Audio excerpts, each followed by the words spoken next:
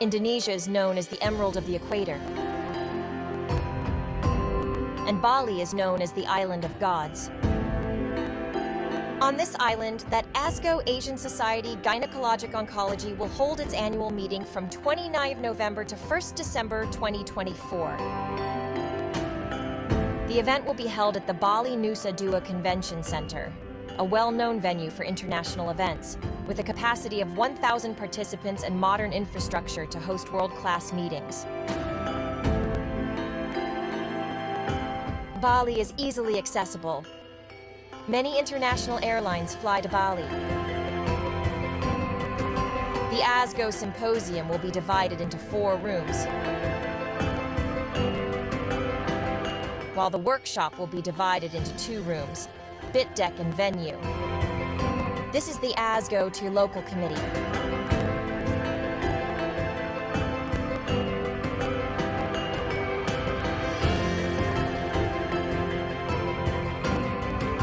I'm Brahmana Skandar. On behalf of Indonesian Society Gynecologic Oncology, I would like to welcome all the ASGO members and all the gynecologists in Asia and in the world to come to Bali for attending ASGO meeting 2024 in Bali, Indonesia. We invite you for coming to Bali and joining ASGO 2024.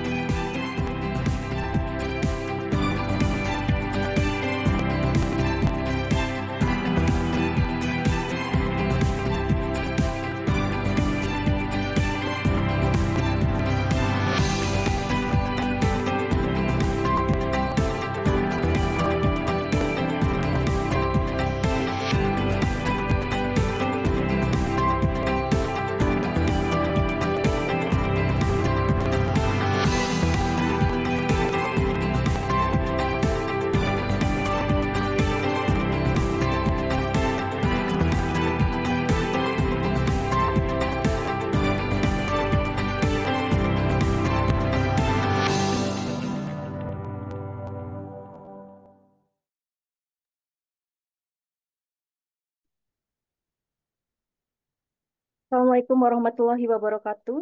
Selamat sore dan selamat datang kepada seluruh hadirin di acara ASHOGI. Apa saja Punan Onkologi Ginekologi Indonesia seri ke-142. ASHOGI adalah webinar online series yang diselenggarakan oleh HOGI untuk menjadi wadah diskusi permasalahan kasus onkologi dan ginekologi.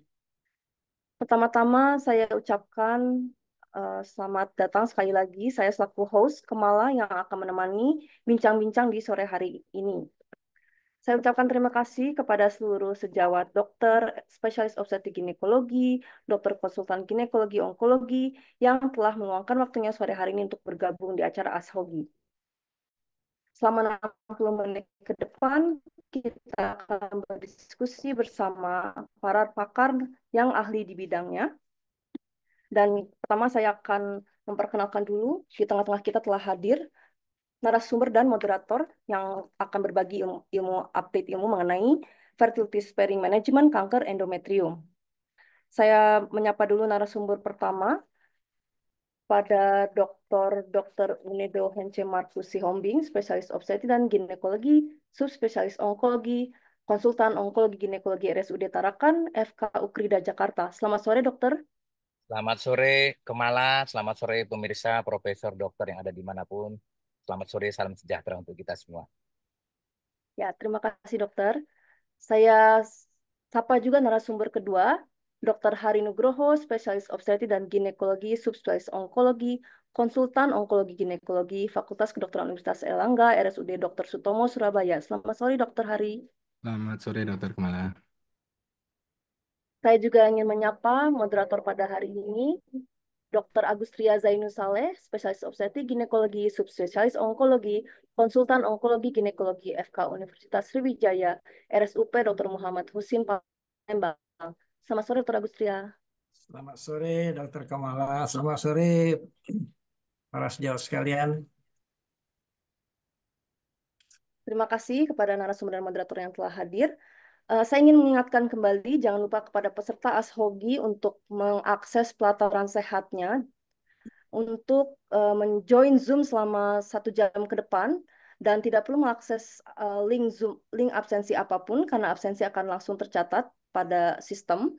Dan kemudian peserta diingatkan untuk menyelesaikan pembelajaran pelataran sehat sampai hari Jumat nanti. Kemudian peserta dapat mengajukan pertanyaan dengan mengklik raise hand untuk menanyakan langsung secara live kepada para narasumber, atau dapat mengetik pertanyaannya pada kolom Q&A di Zoom. Sebelum memulai ASHOGI, saya ingin mengundang kepada Ketua Umum HOGI, Dr. Brahmana Askandar, spesialis obstetri dan ginekologi subspesialis onkologi sebagai Ketua Umum HOGI, ya, untuk berkenan memberikan sambutan dan membuka acara sore hari ini. Kepada Dr. Brahmana, kami persilakan. Ya, terima kasih banyak. Wassalamualaikum warahmatullahi wabarakatuh. Selamat sore. Yang saya hormati Dr. Agustria Zainus Saleh di Palembang, Dr. Unedo di Jakarta, Dr. Hari Nugroho di Surabaya, Dr. Kemala di Bandung. Ya, ini seluruh Indonesia kumpul di layar begitu ya. Nah, selamat sore juga kepada semua peserta ASHOGI yang setia mengikuti acara dari minggu ke minggu. Ya, acara ini sudah seri kesekian ya, dan nanti mudah-mudahan bisa sampai seri ke 1000 dan berlanjut terus. Dan selain ASHOGI, kita juga punya acara teaching class ya. ASHOGI itu 1 jam saja, kalau teaching class itu 4 pembicara, 5 pembicara, hari Jumat gitu ya, hari Jumat jam 1 mulainya ya. Tapi untuk bulan Oktober, kita Oktober-November akan slow down dulu karena ada acara menyongsong acara besarnya HOGI, yaitu Asian Society Gynecologic Oncology di Bali. Sekaligus saya mengundang sejawat-sejawat semua yang ingin merasakan seminar internasional, pembicara internasional, vibe-nya internasional, sekaligus acaranya di Bali, monggo bisa menjadi mendaftar di acara ASCO, ada webnya, googling saja ASCO 2024 Bali, begitu ya. Mudah-mudahan kita bisa rame-rame ke sana menimba ilmu, karena topik-topiknya juga selain gynecology onkologi, ada gynecology umum ya, memang disesuaikan dengan kompetensi gynecology umum ya. Demikian dari saya, terima kasih pada tim yang ngawal dari minggu ke minggu, Dr. Khairunisa, Dr. Kamala, Dr. Pirama, Dr. Taufan, Bu Sekjen, ini dari ngawal dari minggu ke minggu ya. Terima kasih banyak, mudah-mudahan acara ini barokah bagi kita semua. Wassalamualaikum warahmatullahi wabarakatuh. Waalaikumsalam warahmatullahi wabarakatuh. Terima kasih Dr. Brahmana yang telah berkenan memberikan sambutan. Untuk selanjutnya saya persilahkan kepada moderator pada sore hari ini, Dr. Agustria, untuk memandu acara selanjutnya, Dok. Ya, Assalamualaikum warahmatullahi wabarakatuh. Para sejawat sekalian, Dr. Brahmana, Dr. Taufan, dan kedua narasumber kita, Dr. Unedo dan Dr. Hari Nugroho. Marilah kita panjatkan puji dan syukur kehadirat Allah Subhanahu wa taala. Pada hari ini kita masih berkesempatan untuk bersilaturahmi sambil berdiskusi menambah ilmu. Seperti kita ketahui bahwa kanker endometrium adalah penyakit yang sering ditemui pada wanita-wanita post-menopause. Tetapi kira-kira 1/4 dari kasus ini juga bisa terjadi pada wanita-wanita yang pre-menopause, dan kira-kira 5% didiagnosa pada usia di bawah 40 tahun. Yang tentunya pada pasien-pasien ini masih sangat menginginkan fungsi reproduksinya dapat dipertahankan. Untuk itulah pada sore hari ini kita akan berdiskusi mengenai bagaimana caranya dan siapa saja yang bisa dilakukan pengobatan dengan mempertahankan fungsi reproduksinya. Untuk itu telah hadir dua narasumber kita, yaitu Dr. Unedo Sihombing, spesialis obstetri ginekologi subspesialis onkologi, dan Dr. Hari Nugroho, spesialis obstetri ginekologi subspesialis onkologi ginekologi. Untuk itulah marilah kita dengarkan bagaimana dan bagaimana caranya untuk melakukan pengobatan kanker endometrium dengan mempertahankan fungsi reproduksi. Untuk itu kami persilakan siapa yang lebih dahulu, mungkin Dr. Unedo atau Dr. Hari Nugroho akan memberikan kata pembukaan. Kami persilakan. Terima kasih Dokter Agustria. Izin Dokter Hari, mungkin saya sedikit aja nanti lebih dilengkapi oleh Dokter Hari ya. Jadi sejawat yang saya hormati yang ada di seluruh Indonesia ya, pada kesempatan ini kita akan melakukan atau kita akan berdiskusi tentang eh, judul ya yang sudah diberikan oleh Hogi ya, yaitu tentang eh, manajemen fertility sparing ya pada kanker endometrium atau fertility sparing management of patient with the endometrial carcinoma. Saya sendiri Dr. Unedo dari RSUD Tarakan Jakarta dengan apa namanya moto rumah sehat untuk kita semua. Terima kasih. Baiklah, sedikit ini introduction ya. Jadi kanker endometrium ini merupakan kanker yang cukup banyak ya, nomor 6 di seluruh kanker pada wanita. Yang paling banyak sih pada usia-usia menopause dan kasus-kasusnya mulai meningkat di Eropa ya, termasuk Indonesia dengan kira-kira hampir 30.000 kematian dari 130.000 kasus ya. Jadi kira-kira hampir 30% ya. Biasanya kasus-kasus endometrial cancer ini meningkat dengan keadaan gizi yang semakin lama ya, faktor gizi semakin baik ya, adanya kegemukan dan usia harapan hidup yang makin panjang ya. Untuk standar terapi kanker endometrium sendiri ya, selama ini yang dilakukan adalah total abdominal hysterectomy atau bisa juga dengan total laparoscopic hysterectomy dengan bilateral salpingooprectomy ya. Tetapi yang menariknya untuk para ahli adalah menjadi satu tantangan sendiri ya, karena menciptakan suatu quality life dari pasien ternyata cukup berpengaruh. Ada pasien-pasien tertentu yang masih ingin eh, mempertahankan kehamilannya, jadi menjadi tantangan bagi para ahli di seluruh dunia. Ya.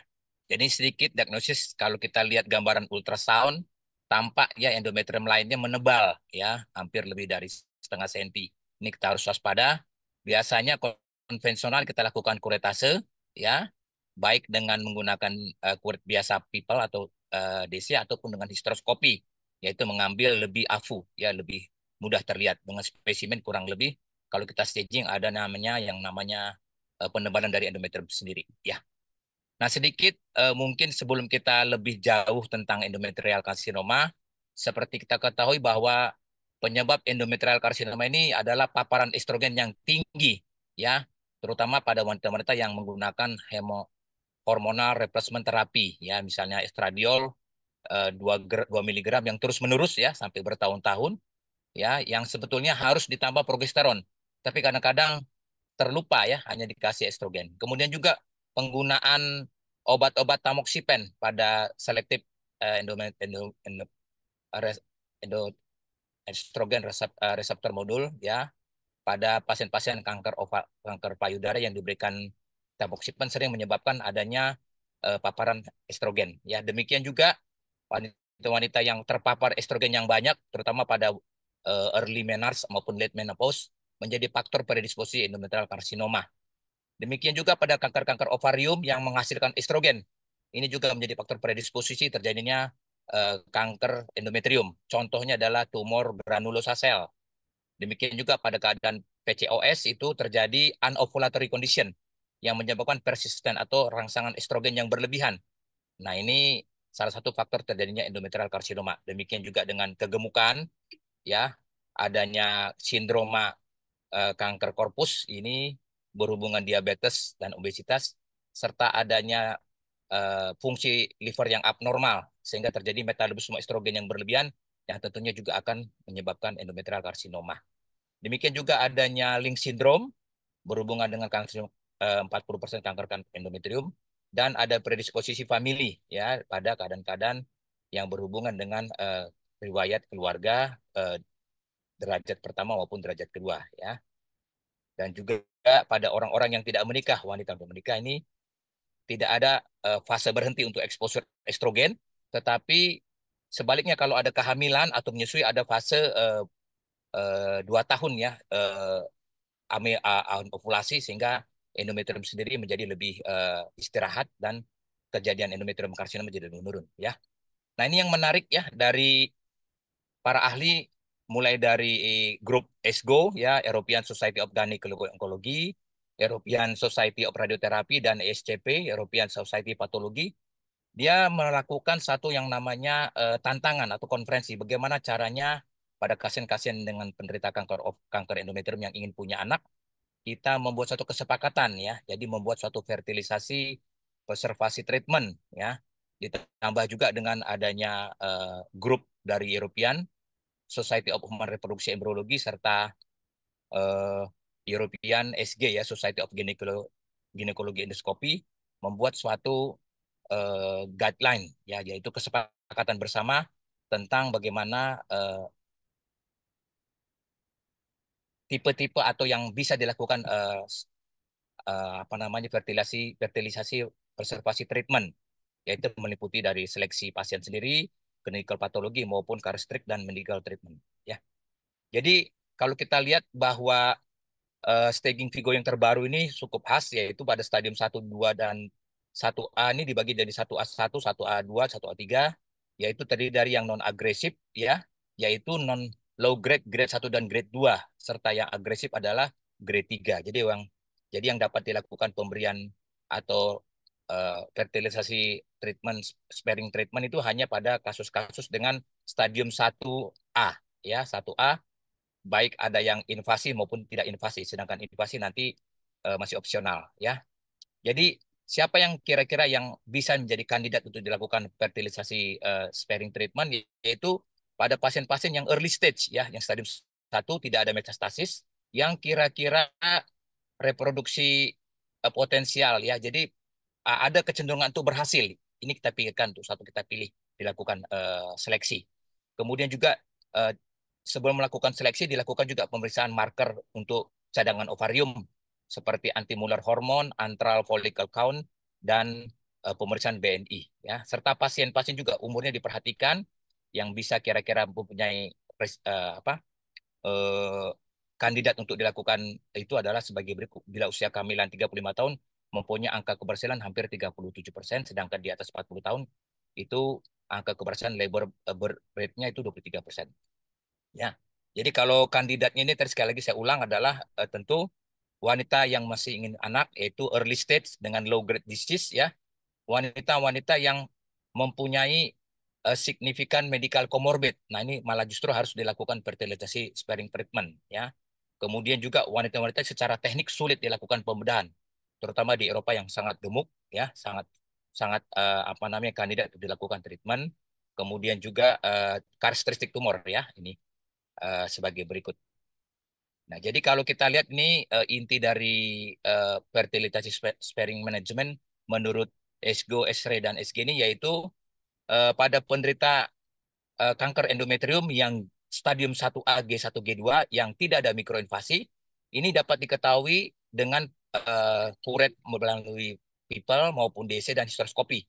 Yang paling akurat adalah 90% adalah dengan hysteroscopy. Sedangkan keakuratan atau terambilnya sampel pada DC kurang lebih adalah 60%. Ya. Nah, pada pasien-pasien ini sebelum dilakukan fertilisasi sparing management, kita memberikan terapi hormon progesteron ya, progestin selama dengan dosis 160 sampai 320 mg atau IUD levonorgestrel NLG 52 gram ya. Ini bisa dipakai 6 sampai 12 bulan, maksimal itu 15 bulan. Tetapi pada penggunaan ini kita lakukan biopsi ya endometrium dengan interval 3 bulan sekali, 2 kali. Jadi kalau misalnya hasilnya komplit respon, ini kita bagi lagi ya, apakah dia ingin hamil. Kalau dia ingin hamil secepat mungkin kita lakukan baik hamil secara alami maupun dengan asisten reproduktif teknis. Jadi kita lakukan program bayi tabung ya. Tapi kalau dia tidak ingin hamil, kita lakukan pemeriksaan klinik pelvic examination ya, yaitu dan USG setiap 3 sampai 6 bulan. Kemudian juga dilakukan hysteroscopy dengan pemeriksaan histologi endometrium dan pemeriksaan MRI ya. Tetapi kalau misalnya pada pemberian levonorgestrel ini selama intervalan biopsi 2 bulan, ternyata hasil dari kuretnya, hasil dari pemeriksaan adalah komplit responnya tidak ada, malah terjadi invasi. Jadi kita konseling dulu. Apakah ingin tetap dilakukan kehamilan, kita lakukan ART atau kita lakukan tindakan pembedahan. Jadi indikasi pembedahan adalah eh, tidak responnya pada pemberian obat, ya, atau tidak ingin punya anak, ya, kemudian juga adanya recurrent atau progress disease, kemudian cukup punya anak, ya, sudah melahirkan satu setelah treatment ternyata cukup, ya udah bisa dilakukan pembedahan. Atau pasien-pasien yang masih ingin tetap menginginkan anak walaupun sudah diterapi, itu bisa dilakukan second konservatif. Jadi kita berikan obat lagi yang kedua, dosis kedua, dan dilakukan manajemen seperti biasa, yaitu biopsi interval. Demikian juga pada pengangkatan ovarium menjadi satu pilihan, yaitu case by case, ya. Kira-kira mungkin dari saya ini yang dapat saya berikan, Dok. Mudah-mudahan nanti bisa ditambahkan lebih jelas lagi oleh Dokter Hari. Terima kasih, Dokter. Terima kasih Dokter Nedo. Mari kita lanjutkan. Mungkin Dokter Hari bisa memberikan beberapa tambahan mengenai bagaimana penata laksanaan pada wanita-wanita kanker endometrium yang ingin dipertahankan fungsi reproduksinya. Silakan Dokter Hari. Baik, terima kasih Dr. Agustria. Saya menambahkan aja yang diberikan Dr. Unido sudah sangat lengkap. Mungkin saya sedikit rangkum. Jadi memang usia rata endometrium itu di 63 tahun ya di Amerika ya. Dan frekuensi kasus barunya memang terbanyak di 55 sampai 64, tapi yang makin muda nih makin banyak ya. Jadi di 35 sampai 44,9% dan 20 sampai 34 tahun 1,5%. Saya baru dapat pasien 19 tahun kemarin satu ya.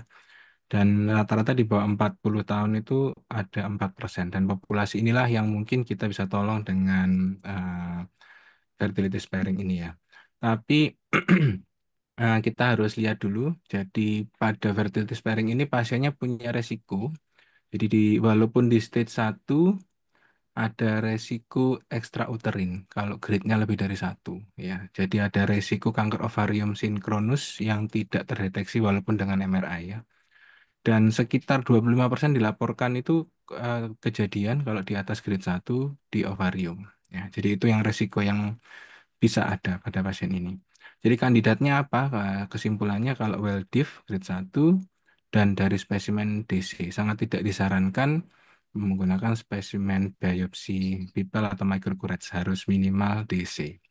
Kemudian dikonfirmasikan tumornya di endometrium saja tanpa infiltrasi ke myometrium dari USG dan MRI, dan pasien ini masih usia reproduksi dan memang dia sendiri yang ingin konservatif, bukan bukan dorongan dari dokternya. Tidak ada indikasi kontraindikasi untuk terapi hormon, dan sangat paham bahwa ini bukan terapi standar. Paham ada resiko kanker yang tidak terlihat secara mikroskopik, paham bisa kambuh atau bisa persisten.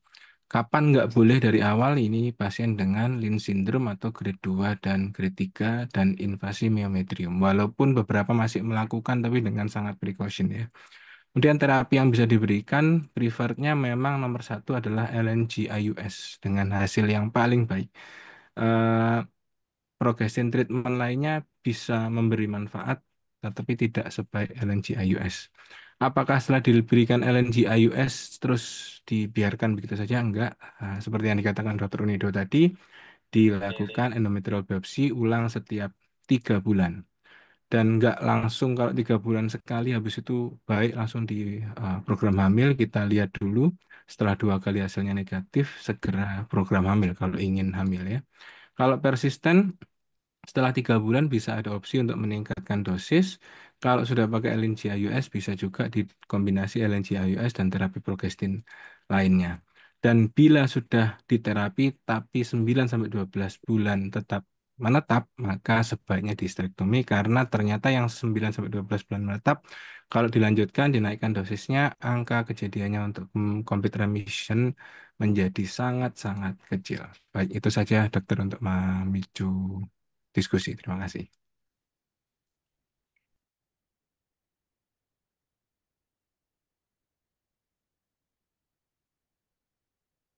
Dokter Agustria. Dokter Agus. Terima kasih Dokter Hari. Baiklah para rekan-rekan sekalian yang berkesempatan hadir pada hari ini, kami mengundang untuk bergabung dalam diskusi, bisa mengajukan pertanyaan secara langsung dengan raise hand atau membuat menulis pada kolom Q&A.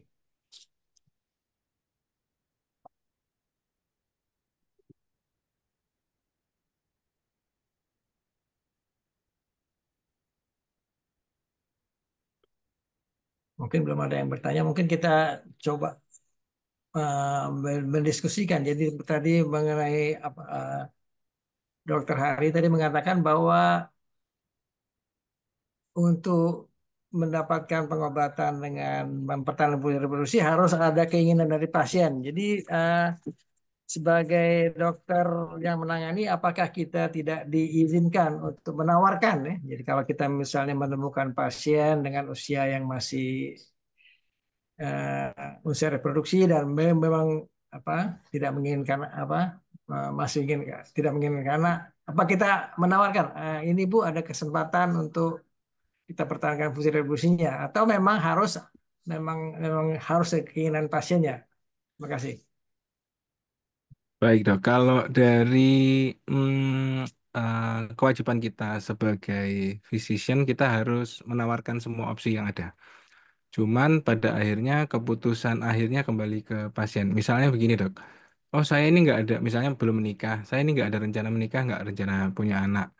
Ya, ya kita selama pasiennya oke dengan itu, kita berikan terapi yang standar, histerektomi, ya nggak apa-apa. Nggak pasiennya, oh jangan, sayang lu nanti, jangan-jangan kamu tahun depan menikah gitu. Maksudnya pasiennya nggak ingin, tapi kita enforce supaya seperti itu. Jadi tapi opsi tetap wajib untuk ditawarkan menurut saya Dokter Agastria. Ya, terima kasih. Ini udah ada pertanyaan dari tidak disebutkan namanya. Pada pasien-pasien gagal konservatif dan harus dilakukan histerektomi, apakah dilakukan ovarektomi atau ada tempatnya untuk konservasi ovarium? Terima kasih. Mungkin Dokter Unedo atau Dokter akan menjawab lebih dahulu.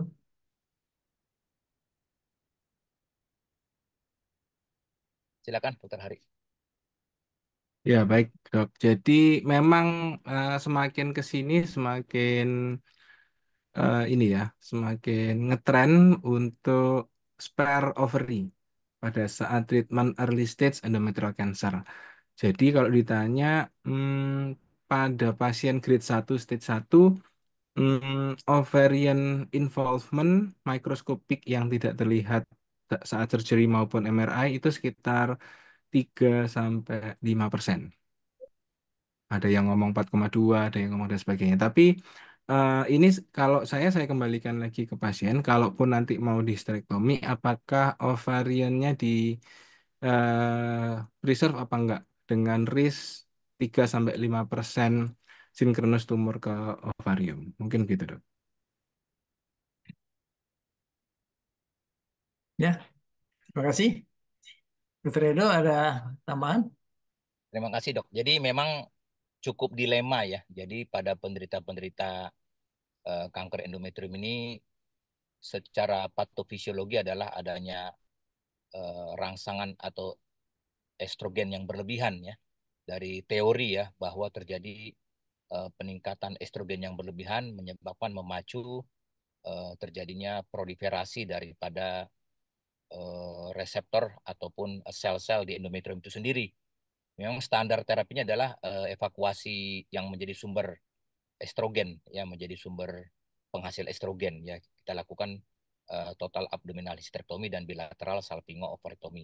Pada beberapa literatur di barat itu eh, konservatif ovarium menjadi kontroversi ya karena ada beberapa yang setuju dan ada juga yang beberapa setuju mengingat metastasisnya seperti dokter Hari katakan tidak terlalu signifikan ya. Tidak terlalu signifikan dalam arti kata masih di bawah 10-15%. Sehingga menjadi satu pilihan ya Tetapi biasanya kita memberikan KIE, pengalaman saya pribadi, kita memberikan KIE kepada pasien bahwa biasanya orang dilakukan ovarektomi itu takutnya efek menopause prekoknya dok, jadi kekurangan hipoestrogennya. Tapi kita jelaskan kepada keluarga bahwa estrogen tidak semata-mata dihasilkan oleh ovarium, tetapi ada sel lemak tubuh yang menghasilkan estrogen, kemudian juga kelenjar suprarenal dan makanan-makanan tertentu yang mengandung estrogennya, pitoestrogen itu bisa menjadi substitusi kekurangannya estrogen pada wanita dok. Itu aja sih. Terima kasih dok. Ya, terima kasih. Ini ada pertanyaan kedua dari Dr. Raditya Eri Pratama. Menanyakan pada pasien-pasien dengan fertility sparing yang diterapi dengan LNG, IUD, pada evaluasi per 3 bulannya untuk dilakukan DNC, apakah perlu diekstraksi dulu IUD-nya atau tetap intrauterin? Terima kasih. Saya dok. Ya, silakan. Ya jadi tentunya harus diekstraksi dulu ya. Di literatur dikatakan pada Esre bahwa evaluasi ini sebaiknya menggunakan eh, histeroskopi untuk melihat site apakah ada pertumbuhan di seluruh kafum uterinya. Jadi kita lakukan ekstraksi dulu LNG-nya, kemudian kita lakukan histeroskopi. Ya kalau tidak ada histeroskopi mungkin kuret ya, kuret dilatasi curettage untuk mengangkat sampel dari endometrium. Nah, setelah itu permasalahannya apakah bisa digunakan lagi ya? Terus terang LNG ini kan cukup mahal ya, Dokter Hari ya. Itu kalau nggak salah sekitar 3 juta ya dok ya, nggak salah 2 sampai 3 juta harganya itu. Jadi saya rasa bisa dipakai lagi dok, karena dia prinsipnya ada rilis dari hormon progesteron untuk waktu paruhnya. Demikian, terima kasih. Pak Eri ada pendapat? Ya, Dok. Terima kasih. Jadi kalau idealnya ya, kita ngomong setting ideal ya. Kalau mau full, eh, kita nggak punya histeroskopi, diekstraksi, didilatasi kuretase lagi, dilihat. Kalau ternyata masih ada, dimasukkan lagi. Lah, ini boleh nggak habis dikeluarin terus dicuci, dimasukin lagi kayak ring pesarium gitu ya. Ini nggak ada penelitiannya. Tapi sejujurnya memang pasien ini kalau disuruh beli lagi juga berat karena beberapa 3,5 juta sampai 4 juta gitu kan. Jadi pernah nggak saya masukkan lagi? Sejujurnya saya pernah karena pasiennya nggak ada pilihan lain. Kalau ada pilihan lain terbaik dilakukan hysteroscopy office tanpa harus mengeluarkan IUD-nya. Saya beberapa kali melakukan itu karena visually guided kita bisa dapat spesimen endometrium yang lebih baik. Jadi kalau ditanya hysteroscopy office kan eh, mudah dilakukan eh, di settingan office di poli gitu biasanya taruh pasien terakhir itu bisa kita lakukan dok.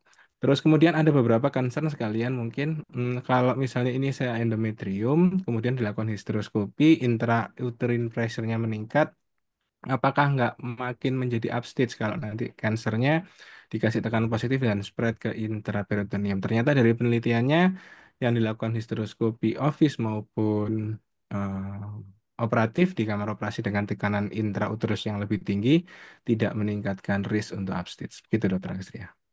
Ya, Bella, terima kasih. Jadi masih ada tempatnya untuk kita melakukan reinsersi pada IUD yang sudah kita pakai. Ini ada pertanyaan lagi dari dokter, yang juga tidak disebutkan namanya. Pada pasien-pasien yang dilakukan terapi, kemudian pada biopsi 3 bulan, dan diperlukan second konservatif itu sampai berapa lama kira-kira? Apakah sampai berapa berapa kali second konservatifnya sampai kita menemukan atau sampai pada keputusan memang harus kita melakukan terapi yang definitif? Terima kasih. Saya, Ya, udah mau silakan, dokter. dokter. Jadi bagus sekali ya ini kayaknya tertarik nih dokter. Mungkin punya pengalaman pasien ya. Jadi memang pada waktu kita lakukan apa namanya konservatif, kita lakukan curettage 2 kali ya, 3 bulan 3 bulan, ternyata hasilnya adalah masih masih ada masih ada apa namanya stadium 1A, mungkin grade 1 ya, masih ada endometrial carcinoma. Second second treatmentnya, second sparing treatmentnya itu kalau menurut literatur yang saya baca itu maksimal 15 bulan, 15 bulan. Jadi 15 bulan itu artinya dia dua kali lebih, Dok. Sampai diputuskan dia evaluasi setelah 15 bulan itu, Dok. Terima kasih, Dok. Terari mungkin ada pendapat? Setuju dok. Jadi kalau cut off pointnya sebetulnya di 9 sampai 12 ya. Nah, kalau ngotot lagi mau dicoba 3 bulan lagi boleh. Kalau ngotot lagi mau dicoba lagi ya gimana lagi pasiennya. Saya punya pasien pribadi yang udah 2,5 tahun dok. Nggak pernah complete remission tapi tetap nggak mau diapa-apakan. Padahal umurnya juga udah 40 tahun. Sudah saya konseling berulang ya tetap nggak mau. Ya mau gimana lagi. Tapi kalau konsensus di atas 12 bulan nggak bisa kembali, diperpanjang pun secara statistik tidak akan atau kecil lah kemungkinannya untuk kembali jadi normal. Dok. Ya, jadi cut off-nya 12 bulan ya. Terima kasih. Pertanyaan berikutnya dari Dokter Intan menanyakan apakah dokter SPOG umum boleh melakukan follow up DMC pada pasien-pasien dengan endometrium yang dilakukan fertility sparing. Dan kedua, apakah ada terapi progestin yang lain yang lebih baik dari LNG atau Danoges atau GnRH agonis? Silakan, Dokter Hari atau Dokter Nugroho mau ingin menambahkan Baik, mungkin dulu. saya tambahkan dulu. Jadi boleh nggak SPOG umum melakukan follow up DC pada kasus fertility? Boleh menurut saya ya. Kalau pasiennya pakai LNGIUS gimana? Ya terpaksa kalau blind harus dilepas. Karena saya pernah pasiennya itu ngotot nggak mau dilepas dicoba. Yang terjadi itu LNGIUS-nya rupture dok. Jadi kan ada kapsulnya itu. Rupture, terus kemudian pasiennya beberapa lama kemudian mengeluh nyeri perut. Akhirnya saya lepas, baru tahu kalau bekasnya kapsulnya itu ada yang sobek. Jadi akhirnya saya putuskan lepas waktu itu. Tapi kalau misalnya seperti itu gimana? Jadi saran kita sih ya dilepas LNGIUS-nya dikuret biasa, tunggu PA-nya, PA-nya jadi kalau ternyata masih jelek, beli lagi LNGIUS dimasukkan lagi. Tapi kan itu high cost ya. Boleh nggak dicuci? Wah, saya nggak nyarankan sebetulnya. Walaupun ada satu terpaksa pasien nggak mau, nggak pokoknya harus dimasukin, ya gimana lagi. Tapi nggak saya sarankan. Kalau mau, misalnya di settingan low cost ya, dok. Terapi progestin non LNGIUS, misalnya pakai generis agonis, ya dikurat aja tiap 3 bulan DC, ya kan? Kalau ternyata masih respon baik baru dilakukan IVF. Terus kemudian pertanyaan kedua, apa yang terbaik selain LNGIUS? Jadi yang seperti yang di slide saya tadi, LNGIUS versus yang lain. Versus yang lain itu misalnya megestrol asetat, MPA, norethistron dan sebagainya. Generis agonis termasuk depo, medroksiprogesteron asetat, COC, ya kan, norethindron, mikrones progesteron itu sama efektifnya. Semuanya sama efektifnya, tapi cuman kalah sama LNGIUS. Jadi misalnya settingan low cost gitu ya. Mungkin nggak low cost setting bisa banget dipakai paling murah mungkin ini ya, apa depo progestin 3 bulan itu kan. Suntik tiap 3 bulan dikuret gitu. Bisa dok, jawaban saya. Ya, terima kasih Dokter Hari. Mungkin kalau Unedo ada tambahan? Sudah, itu dok, sudah jelas dari dokter Hari dok. Pada prinsipnya sih, kalau sekedar follow up sih bisa lah, ya dokter Hari ya. Itu kan dia ibaratnya dikuret kan, saya rasa itu kompetensi SPOG juga. Yang paling penting adalah dia bisa me-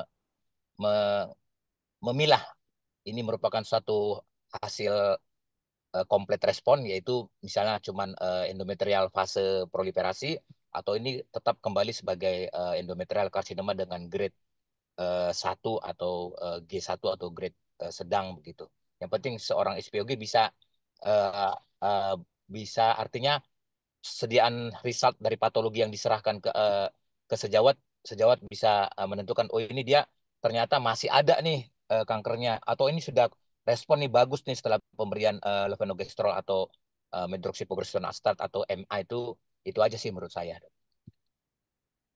Jadi kita lanjutkan lagi. Mungkin kalau dokter SPG mempunyai kompetensi untuk melakukan follow up dan kemudian dari hasil ternyata complete respon, jadi bisa eh, dokter tersebut melanjutkan untuk melakukan eh, ART dok, segera di pengobatan ART-nya. betul siap dok, betul. Oh ya, jadi, Nah, jadi masih ada tempatnya SPG umum untuk melakukan fertility sparing pada si endometrium. Hanya mungkin seleksi pasiennya yang mesti lebih diperketat ya. betul. Cuman di ini Dok, di lapangan pengalaman saya sih dok, begitu kita as soon as possible untuk ART itu biasanya pasiennya ini dok apa namanya keberatan biaya untuk ART. Misalnya, udah kan saya coba ini dulu dok, coba natural dulu. Nah, itu juga boleh sih. Memang disarankan segera segera ART. Setelah ART hamil, kemudian dilakukan prinsipnya dilakukan pengangkatan itu dok apa namanya follow up dulu untuk keputusan selanjutnya. Nah, kalau dia secara natural kita tunggu kehamilannya, berarti kita memperpanjang waktu follow up-nya ya. Jadi nanti eh, kalau 3 bulan setelah complete respon masih tetap belum hamil, apakah masih perlu dilakukan DNC lagi? Iya dok, iya dok. Di literatur dikatakan misalnya dia masih belum hamil, tetap itu penanganannya sama seperti yang belum tidak ingin hamil, yang not desire pregnancy dok. Jadi tetap kita follow up 3 bulan lagi, tiga Ya, bulan lagi. jadi masih tetap kalau dia tidak melakukan IVF, kemudian tetap ingin hamil, tapi jadi masa observasi yang lebih panjang, tetap dilakukan DNC secara rutin 3 bulan. Pertanyaan berikutnya dari ini juga tidak menyebutkan namanya, menanyakan makanan-makanan apa saja yang memicu estrogen. Terima kasih. Mungkin Dokter Hari atau Dokter Onedo. Ya, Kayaknya dokter Hari cocoknya dok, karena olahragawan dokter. baik.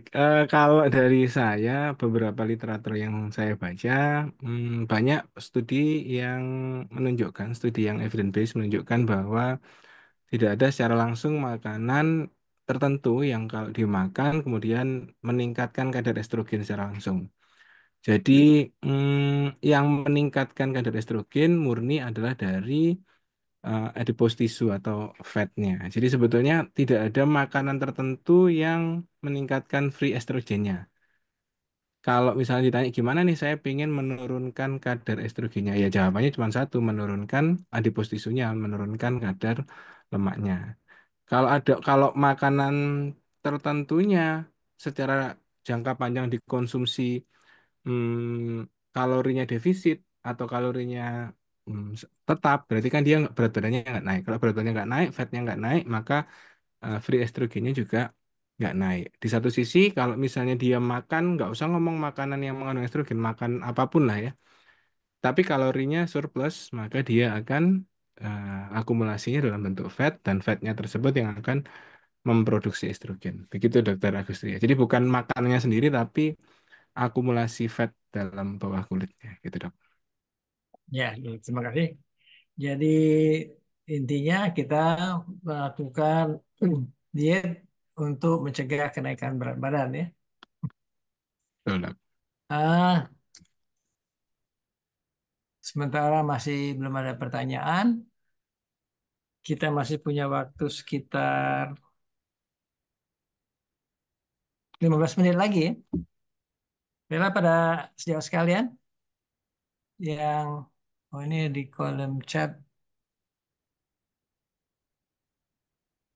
Mungkin sambil menunggu ini dok, menunggu sejawat apa namanya bertanya. Jadi mungkin pertanyaan tadi pertanyaan praktis kali dok ya, artinya apa yang harus kita sampaikan kepada pasien tuh, apa yang kita larang? Ya mungkin makanan-makanan yang mengandung daging dok, daging-daging lemak-lemak itu yang dapat menyebabkan tadi seperti dokter Hari bilang eh, penimbunan penimbunan lemak itu kan kalau kita metabolisme akan menjadi peningkatan estrogen yang berlebihan. Jadi ya tentunya makanan-makanan di samping kualitinya, tapi makanan-makanan yang sumber lemak tinggi itu seperti daging, bakso sehari-hari itu ya yang membuat produksi estrogen jadi lebih meningkat gitu, Dok. Ya, jadi mengatur diet ya, Pak. Jadi jangan terlalu apa namanya mengkonsumsi lemak berlebihan. Tapi kalau misalnya karbohidrat berlebihan juga masih bisa dimetabolisme menjadi lemak kan? Bisa, Dok, Ya, bisa. Dok. Jadi Mungkin pada pada kadang-kadang memang banyak sekali pasien-pasien yang begitu sudah didiagnosa sebagai cancer langsung menanyakan, "Dok, apa pantangan?" Itu yang paling pertanyaan yang paling pertama diberikan oleh pasien. Kita kadang-kadang apa namanya eh, untuk menganjurkan eh, bahan-bahan yang itu estrogen dan lain-lain kita berikan arahannya. Apakah itu juga tidak ada pengaruhnya? Ya, maka apa bahan-bahan yang mengandung fitoestrogen. kalau dari point of view saya, Dok, nggak ini ya, belum belum evidence base-nya belum tegak ya. Makan makanan diet tinggi ini terus menjadi endometrium atau makanan ini estrogennya langsung meningkat gitu kan. Itu belum belum tegak, Dok. Jadi masih terlalu prematur untuk mengatakan makanan ini membuat itu gitu, Dok. Kayak misalnya kayak apa ya, red meat itu ya. Kalau kita saya kebetulan anu ya, apa ya, suka sama ilmu nutrisi. Jadi misalnya kita lihat red meat. Red meat itu apakah penelitiannya GI tract cancer-nya meningkat gitu ya? Itu apakah kausatif atau korelatif gitu ya? Kalau kausatif berarti kan red meat-nya murni yang membuat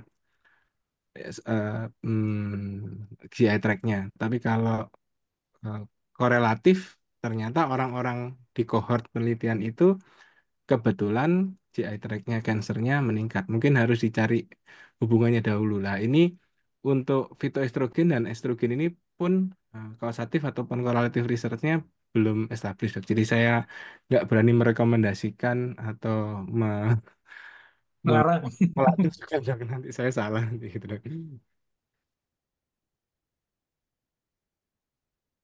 Apalagi kalau diajak makan restoran, Dok, ya. Wah, jadi jangan nanti takut kena. Salah lagi, Dok. Mungkin ada topik menarik juga, Dokter Agustia, sambil kalau belum ada yang tanya. Jadi ada beberapa melakukan penelitian pada pasien-pasien yang persisten, itu dilakukan histeroskopi reseksi, Dok. Pada titik-titik yang secara histeroskopi terlihat curiga kanker. Jadi itu secara common sense masuk akal, tapi perlu riset lebih lanjut. Jadi yang kan idealnya kan misalnya saya ovarium resisten kemo, resisten itu kan di debulking gitu ya. Dengan ekstrapolasi pola pikir seperti itu, dilihat histeroskopi, oh endometriumnya seperti ini. Yang endometrium abnormal itu dilakukan reseksi. Itu sudah ada beberapa yang melakukan, tapi belum evidence base-nya belum grade 1A. Jadi masih butuh penelitian lebih lanjut gitu, Dok. Ya, terima kasih. Oh, ini ada pertanyaan lagi dari Dr. Leni Kosal. Pada pasien postmenopause yang keluar darah per vagina wajib dikuret untuk mengambil sampel patologi. Sementara pada pasien-pasien postmenopause biasanya osteometri ekstremnya udah menyempit dan uterusnya udah atrofi ya. Jadi mungkin bagaimana clue-nya supaya melakukan DNC dapat dilakukan dengan aman. Mungkin Dokter Hari atau Dokter Nedo berbagi pengalamannya. Terima kasih. Terima kasih. Jadi memang ya pada usia-usia terutama mungkin usia 70 ya atau 65 ke atas itu kadang-kadang kita kesulitan untuk melakukan kuretase. Bahkan yang paling sering adalah bukan cuman sempit semata tapi kelainan letak, Dok. Jadi letaknya dia mungkin agak sedikit betul-betul super antefleksi. Jadi kadang-kadang untuk mencari OE-nya sangat sulit ya. Tapi tetap di balik itu semua salah satu poinnya adalah targetnya harus ada sampel yang diambil dari kavum uterinya. Jadi mungkin tadi menggunakan tentunya ya sudah seperti kita tahu bersama menggunakan sonde mulai dari ukuran 1 ya, 2, 3 sampai yang paling besar ukuran 4 sampai 5 itu. Kemudian kalau misalnya agak sulit kita bisa menggunakan people. Ya, people itu dia tidak tidak dilakukan kuret tapi dia melakukan suction people. Jadi disedot ya. Tapi ini secara penelitian angka apa namanya angka kecakupan sampelnya agak sedikit lebih rendah dibanding dengan dilatasi dan kuretase mungkin itu. Jadi memang kita harus harus sedikit gentle ya untuk menampakkan dan mengambil sampel dari kafum uteri tersebut, dok. Terima kasih, dok. Terima kasih. Mungkin Dr. Ari ada pengalamannya bagaimana caranya mengatasi pada pasien-pasien yang sudah atrofi dan sulit mencari osteumnya. Terima kasih. Baik, kalau kecil dan atrofi biasanya ini baik untuk histeroskopi, office maupun terapeutik maupun kuret biasa. Saya biasa menggunakan misoprostol ya. Jadi saya lunakkan dulu cervixnya dengan misoprostol itu jauh lebih mudah dok biasanya dok. Gitu. Nah, jadi solusi yang lebih itu Pak bisa menggunakan office hysteroscopy ya. Jadi Betul. kita melakukan dilatasi dulu dengan memberikan tekanan pada kanalis serviksnya ya. Dengan biasanya saya kasih misoprostol dulu sebelumnya, jadi lebih lunak Oh, lagi. jadi lebih lunak ya. Ini ada pertanyaan berikutnya dari bukan pertanyaan, mungkin ini komen aja ya dari Dr. Indi Budriarti. Ini menyampaikan pendapat wanita Indonesia yang sudah banyak defisiensi mineral, kemudian dilarang makan daging, maka akan terjadi makin defisiensi.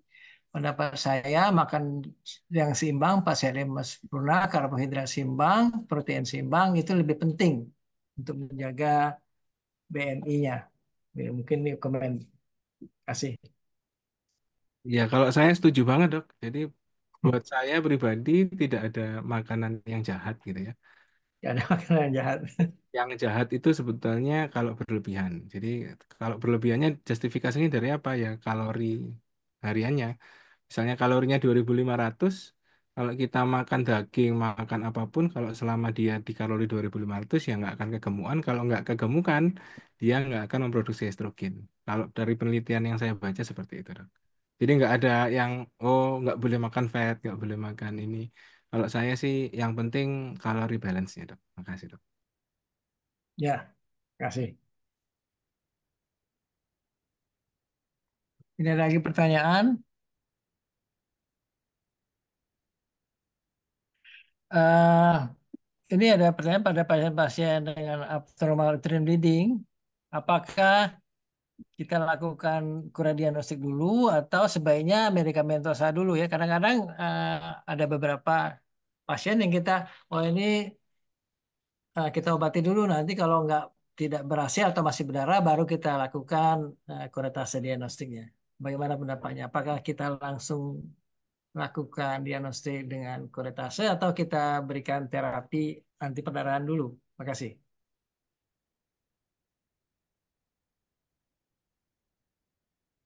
Siapa, dok?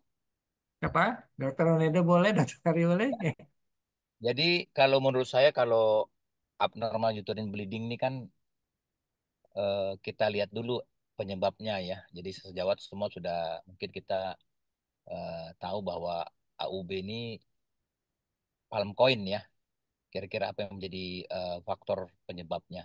Dan kita juga lihat umurnya ya, tidak semuanya. Mungkin kalau abnormal uterine bleeding, kadang-kadang kalau pada usia premenopause ya atau postmenopause bisa dilakukan kuret. Tapi kalau misalnya pada abnormal uterine bleeding pada pada usia muda atau usia reproduksi bisa dilakukan konservatif medikamentosa dulu, dok. Terima kasih. Ya, mungkin Dokter Ali pendapat? Ada pendapat lagi?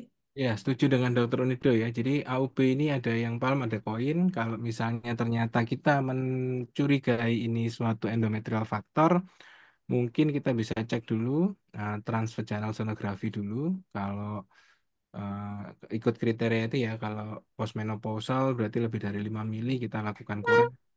Kalau yang masih menstruasi ada yang pakai kriteria 10, ada yang pakai 15 baru kita lakukan kuret.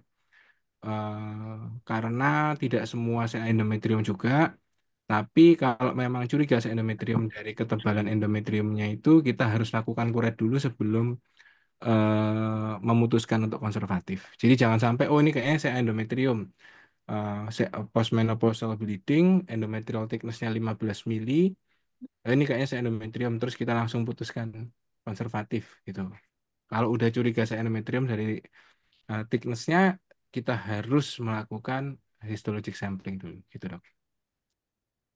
Nah, pertanyaan berikutnya, apakah ada perubahan di dalam nanti hasil patologinya kalau kita melakukan konservatif dulu baru dilakukan tindakan biopsinya? Misalnya eh, tidak dibiopsi terus di konservatif I- gitu ya dok ya. Iya, kita kasih progesteron dulu, kemudian setelah ternyata beberapa waktu nggak ada perubahan, baru kita kuret. Apakah hasil patologinya akan tetap bisa apa bisa mendeteksi atau mungkin menjadi yang tadinya memang benar-benar positif menjadi negatif palsu jadi Oh, karena adanya terapi hormonal sebelumnya. pertanyaannya bagus, tapi saya nggak pernah baca penelitiannya. Tapi mungkin juga nggak akan pernah mungkin ada penelitiannya karena kalau misalnya pasiennya tahu kecuriga gitu, unethical juga kalau misalnya dibuat, udah kamu nggak usah dikuret ya, kamu langsung saya terapi gitu. Saya nggak bisa jawab dok, nggak pernah baca penelitiannya.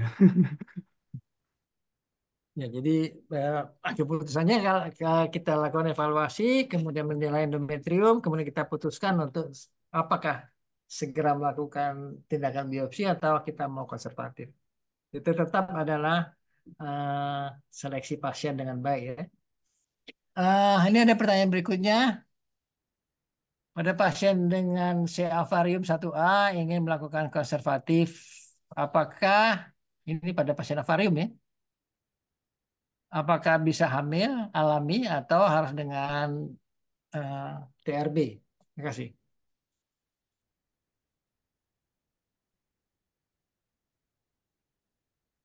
Mungkin Dokter Enedo, Ya, terima kasih. Ini TRB apa ya maksudnya dok ya? ART atau TRB ya? di sini Bahasa tulis Indonesia TRB, induksi teknologi, ovulasi ya. teknologi reproduksi berbantu bahasa Oh, Indonesia. bahasa Indonesianya. Aduh, sorry, sorry. Teknologi reproduksi berbantu. Udah biasa Asisten nggak ngurusin reproduksi. pasien fair dok. Jadi lu.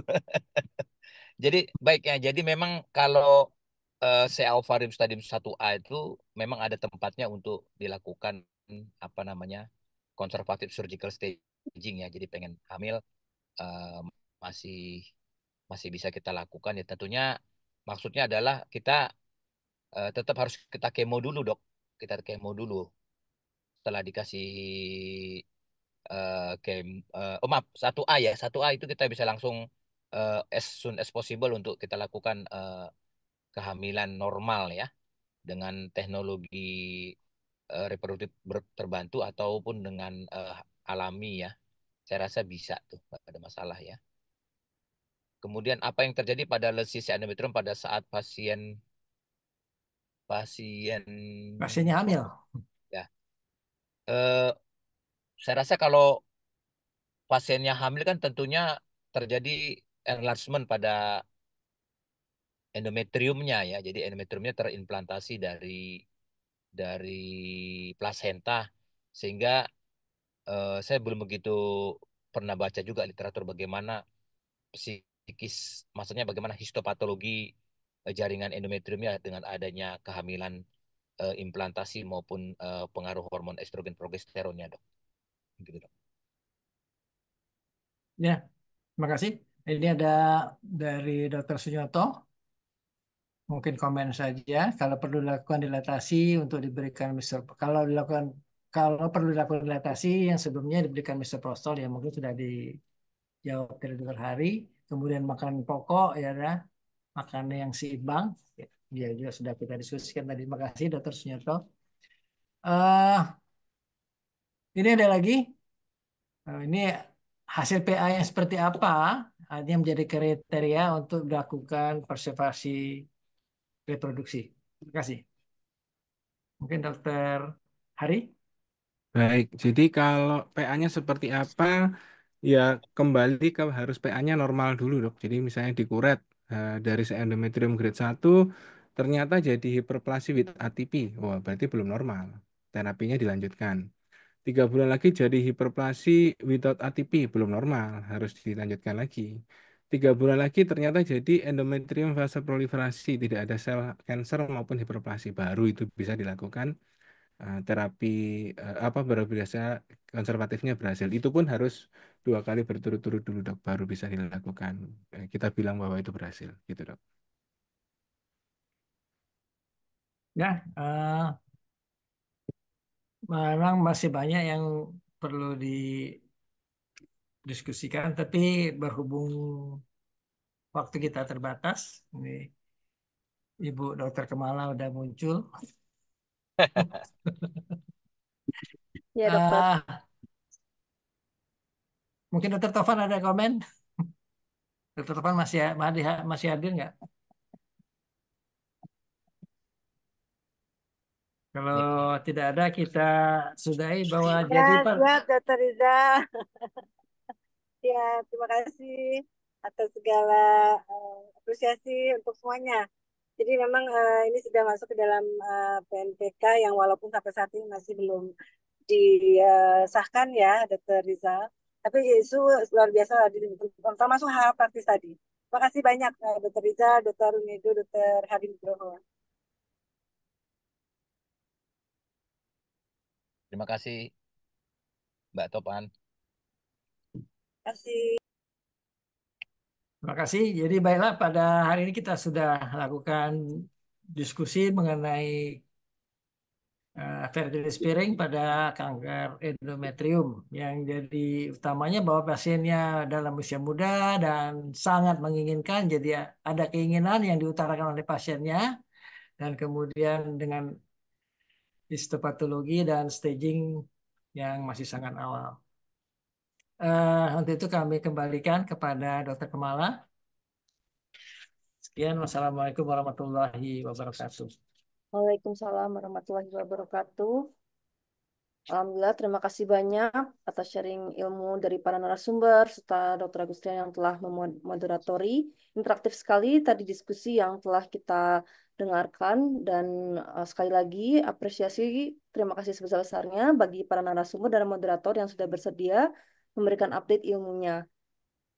Untuk tidak terasa sudah sampai di penghujung acara, dan saya akan mengingatkan kembali pada seluruh peserta yang hadir bahwa untuk acara yang akan diadakan oleh HOGI dari tanggal 28 November sampai 1 Desember 2024, HOGI menjadi tuan rumah untuk acara ASCO Meeting 2024 di Bali. Akan banyak sekali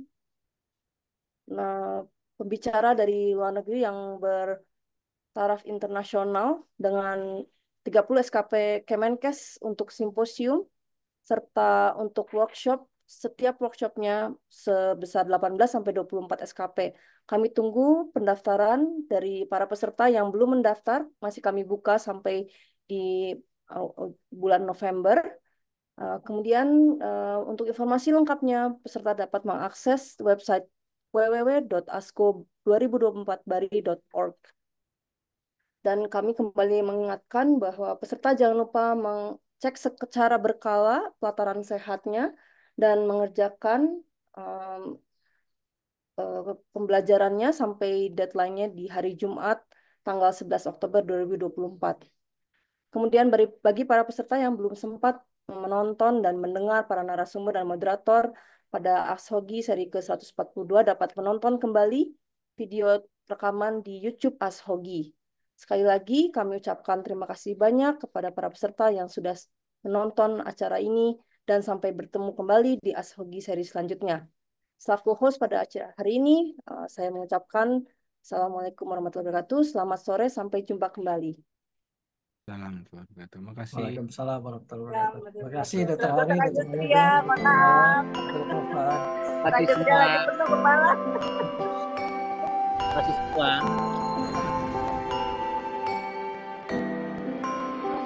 Indonesia is known as the Emerald of the Equator, and Bali is known as the Island of Gods. On this island, that ASGO Asian Society Gynecologic Oncology will hold its annual meeting from 29th November to 1st December 2024. The event will be held at the Bali Nusa Dua Convention Center, a well-known venue for international events, with a capacity of 1,000 participants and modern infrastructure to host world-class meetings. Bali is easily accessible. Many international airlines fly to Bali. The ASGO Symposium will be divided into 4 rooms, while the workshop will be divided into 2 rooms, Bit Deck and Venue. This is the ASGO to Local Committee.